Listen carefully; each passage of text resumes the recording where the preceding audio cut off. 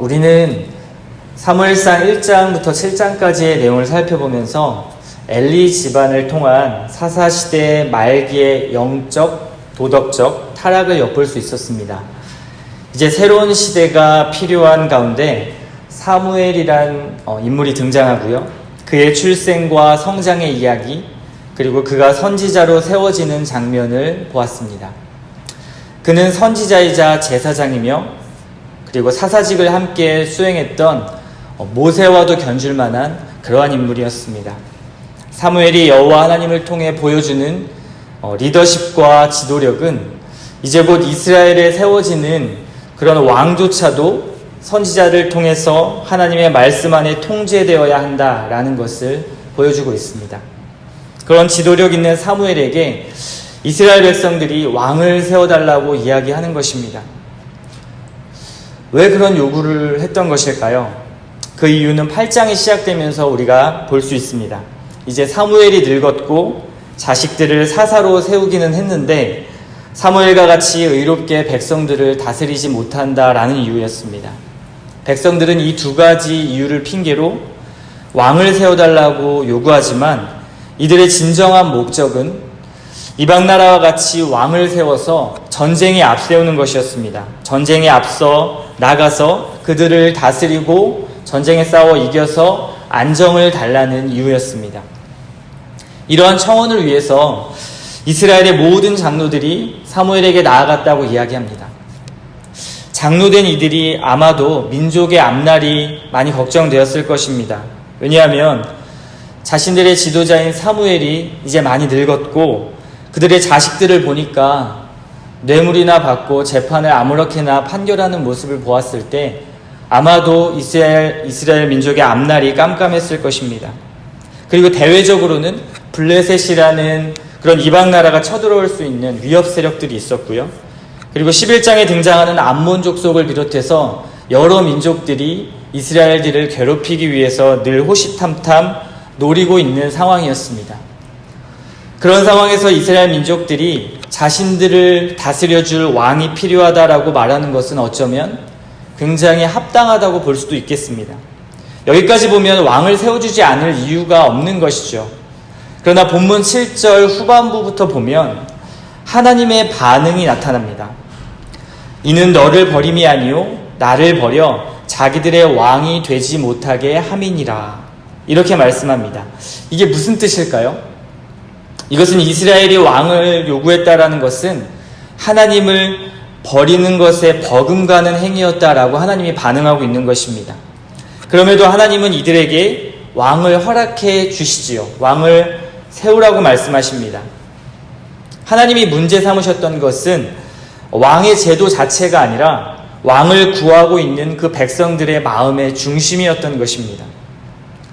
이스라엘 백성들은 그들의 현실적인 재판의 문제, 그리고 전쟁의 문제를 해결하기에만 집중했을 뿐 하나님의 뜻에는 전혀 관심이 없었습니다.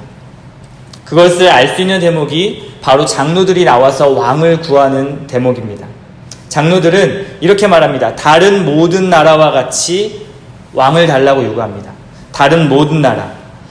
경건하고 하나님을 섬기는 그런 왕이 아니라 이방 나라에 있는 그런 왕들처럼 군사적 재능이 탁월한 왕을 요구했던 것입니다.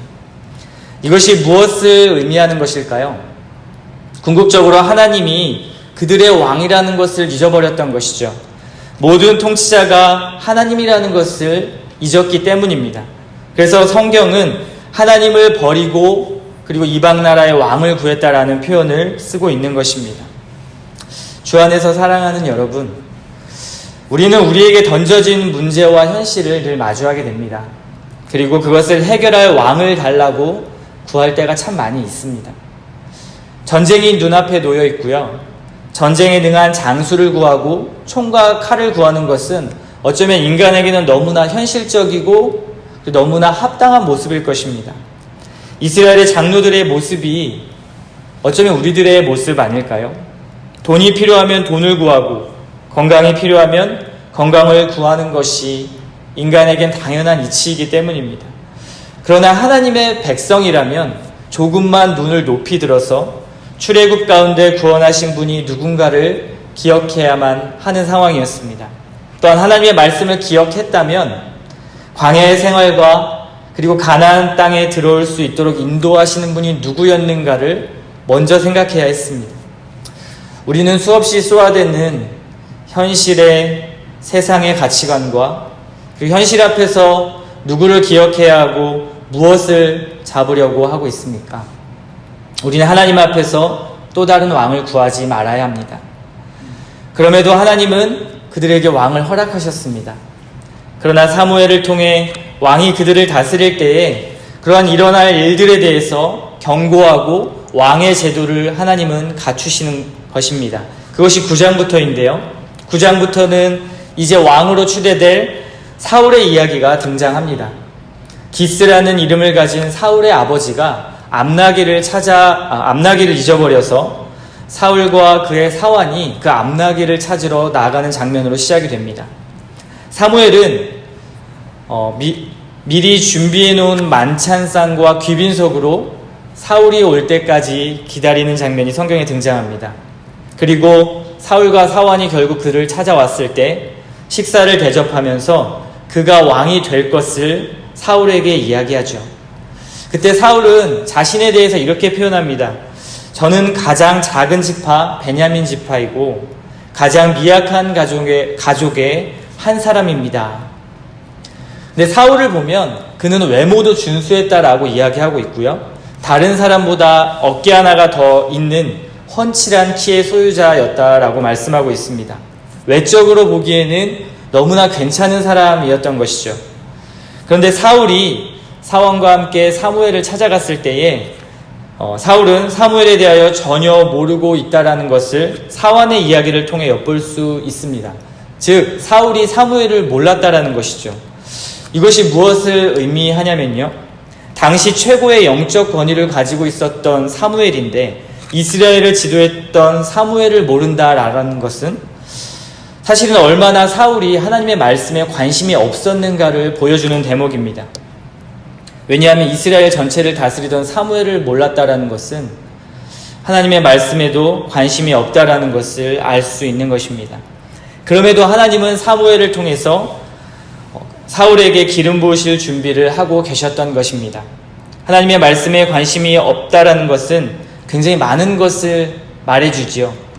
말씀을 읽지 않고 듣지 않으면 당연히 순종한다라는 것은 어려운 일입니다. 너무나 당연한 이치지요. 가끔 생각이 날 수는 있습니다. 하나님의 말씀이. 그러나 그것이 삶으로 체화되기는 너무나 어려운 것입니다. 먹고 살기도 바쁜 이 시대에 시간이 돈의 가치로 상정되는 이 시대에 일할 수밖에 없는 환경 그리고 아이들에게 치일 수밖에 없는 환경으로 우리는 고통당하고 있습니다. 더 나아가 내 힘으로 할 수 없는 그런 건강 등의 문제는 하나님의 말씀으로부터 우리를 조금씩 멀리하게 만드는 요인이 됩니다. 그런데 우리가 아무리 바빠도 밥과 물은 먹잖아요. 먹는 것은 우리를 굉장히 민감하게 만들기 때문입니다. 배고프면 사람이 민감해지죠. 밥과 물 때문에 거대한 바다가 갈라지는 그러한 기적을 경험하고도 하나님께 불평한 이스라엘 백성들을 살펴보면 밥과 물이 얼마나 민감한 것인지를 우리는 알 수 있습니다. 생존과 연결되기 때문이죠. 그런데 하나님은 먹고 살려고 하는 것에 집중하지 말아라 라고 계속 성경에 이야기하고 있습니다. 그것이 우리에게는 참 딜레마인 것 같이 보여도요. 말씀의 관심과 사랑이 결국 우리의 인생을 바꾼다라고 말씀하고 있습니다. 그것을 보여주는 것이 출애굽의 만나와 메추라기인 것입니다. 사람이 떡으로만 살 것이 아니요 하나님의 입에서 나오는 말씀으로 살 것이라고 하나님이 말씀하기 때문입니다. 그런 관점에서 우리 10장에 들어서게 되면 사무엘이 사울의 머리에 기름을 붓고요. 이제 기업의 지도자라고 인정을 하게 됩니다.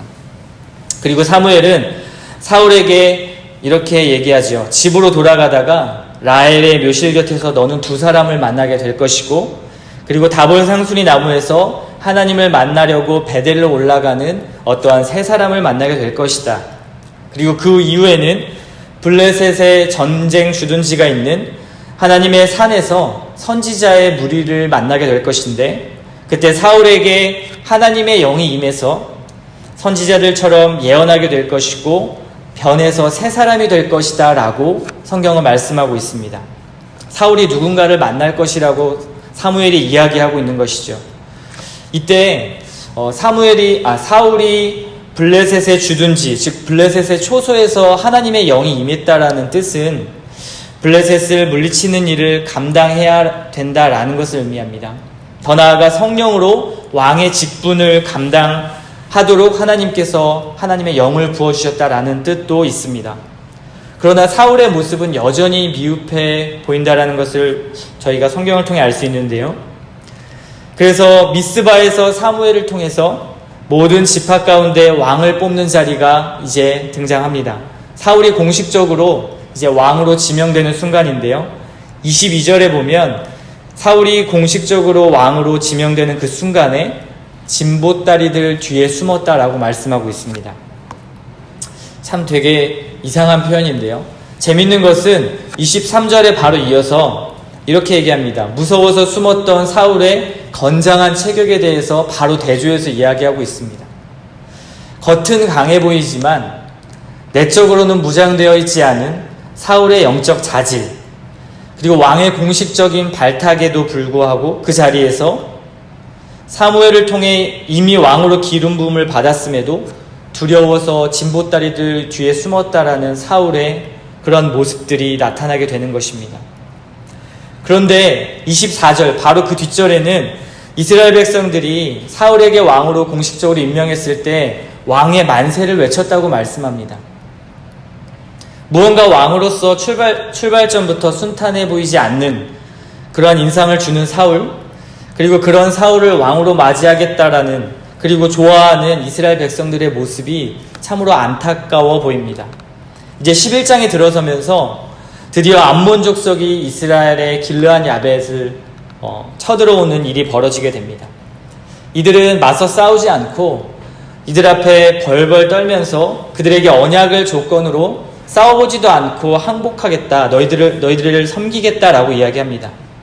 모든 전쟁이 여호와 하나님께 속한 것인데 하나님께 속한 것을 잊은 이들은 하나님을 의지하지 않고 이방 민족에게 항복부터 하고 있는 것입니다. 그러나 암몬 족속은 오히려 이런 항복하는 이들을 받아주지 않고요, 이스라엘 백성들을 조롱합니다. 너희의 오른 눈을 다 빼서 언약한다면 그때 한번 생각해 보겠다라고 말하고 있는 것이죠.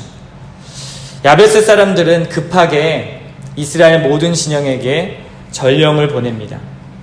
그때 사울이 그 소식을 듣게 되죠. 그리고 성경은 사울이 심히 노했다라고 표현하고 있습니다. 그리고 이스라엘 전 지역에 자신과 사무엘을 따라서 전쟁을 하러 나가자고 이야기합니다. 그렇게 모인 이스라엘 대군 30만 명, 그리고 유다 자손 3만 명이 암몬과 전쟁을 함으로 크게 대승을 거두는 놀라운 일이 일어납니다. 이때부터 사울은 전국적으로 지지를 얻게 되지요. 이 사건과 함께 사무엘은 길갈에서 모든 백성을 모으게 되고요.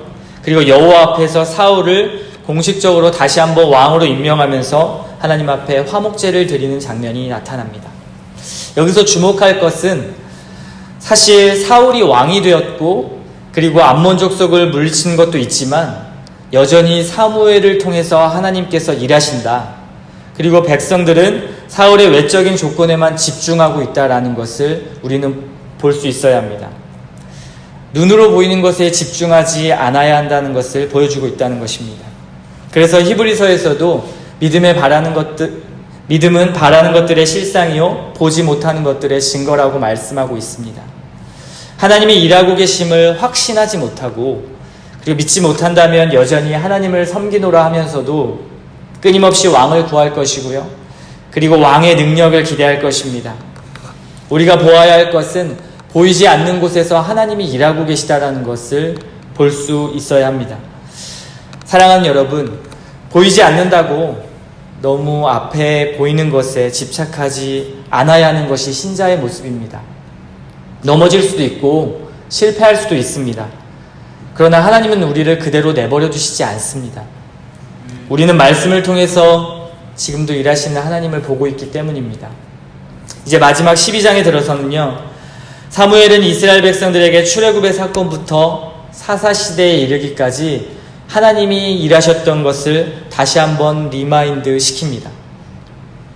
그와 함께 이스라엘 백성들이 왕을 구함이 잘못되었다, 너희가 왕을 선택했던 것은 잘못되었다라고 그러한 표징으로 하나님께 우레와 비를 달라고 기도하죠.